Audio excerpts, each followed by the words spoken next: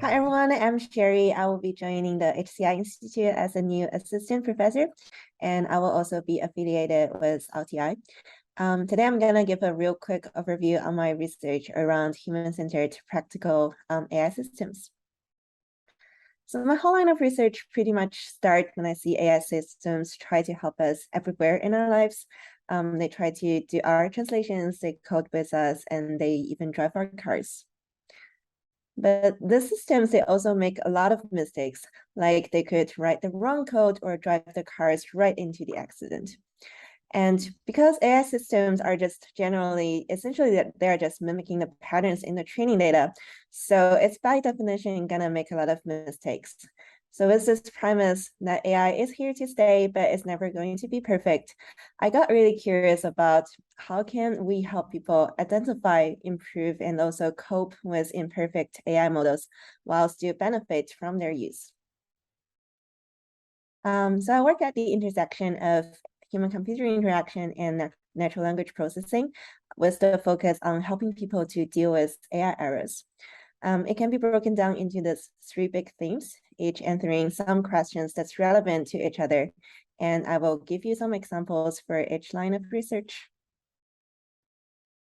So first, data-centric AI uses.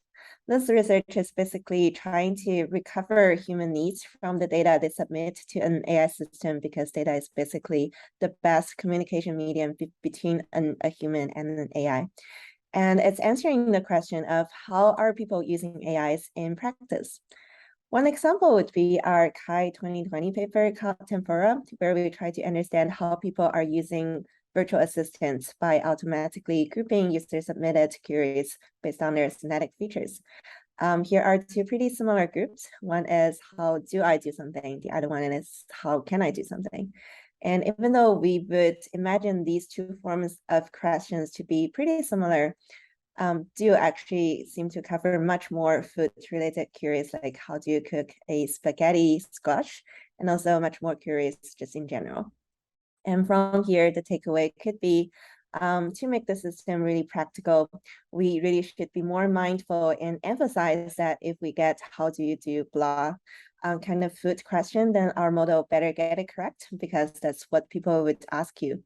Or we can also take the other route and say, no, the data is biased and we should fix the data distribution through maybe data augmentation, and then maybe create another batch of food question by replacing the do with the can, which is also a theme I explore in many of my work.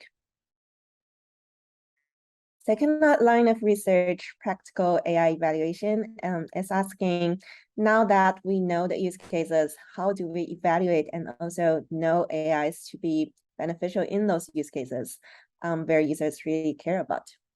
So really, we want to design fine-grained metrics and also analysis strategies that account for user-specific goals and needs in others. And checklist, our ISL 2020 paper would be a good example for this, where we try to inspire AI experts to test NLP models just like how they would test softwares, and then write nuanced test cases for specific model capabilities, so that the expert can say, I really need this sentiment analysis model to be stable on some neutral words.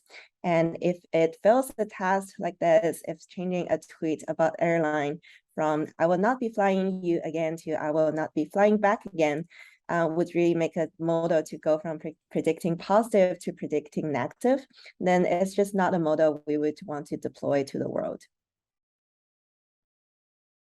And third, and also finally, the interpretable and controllable human AI interaction, which goes one step further and say, now we know what people care about and also what it means to be beneficial. Can we push the AI model to be even more beneficial? Obviously, we can train the model to favor some important use cases, but another way to bring benefit is to give people back the understanding and also the control on the model. So for example, in our CHI 2022 paper, we realized we can help people to get much better output from a model if instead of finishing the entire task at once, we just help people interact with the model step by step. So people can use each step to tell the model, so far, this is what I want, this is not what I want.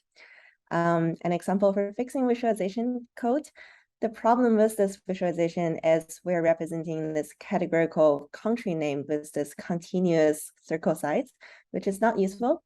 And we want the model to fix this by instead say we can use the color to encode the country name so it's more apparent. It's really hard for the model to do it directly, but the model will do it if we just ask it to first identify the problem and then rewrite the code to fix it. So we have some work in all of these space, but it's just only beginning, and I hope I can keep answering these questions at CMU and design, evaluate, build, and also interact with AI systems that are compatible with the actual human goals. If you're interested in any of these projects or just the human AI interaction space in general, I'm always happy to chat and collaborate, and please feel free to send me an email or find me on Twitter. Thank you.